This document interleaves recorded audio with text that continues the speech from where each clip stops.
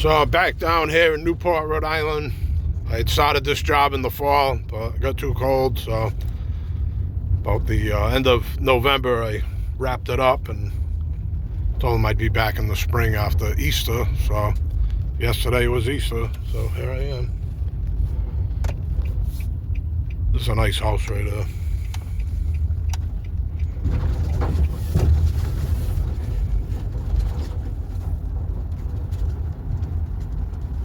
So I've already pressure washed and stained all this.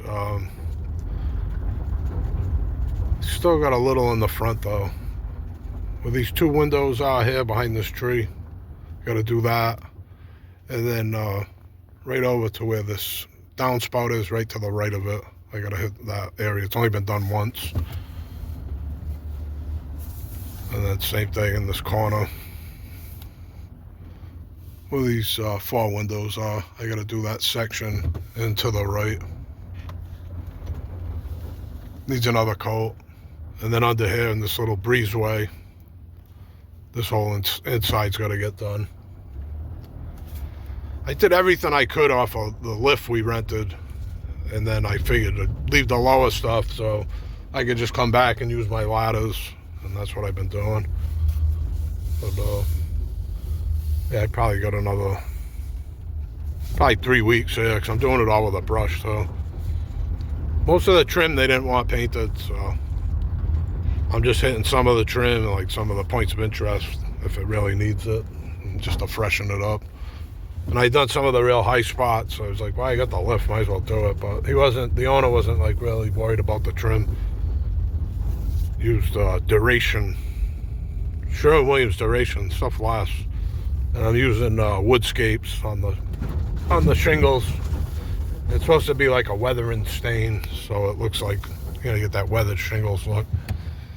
This corner right here, I went through almost 5 gallons on that, just that one section. I did 2 coats on it.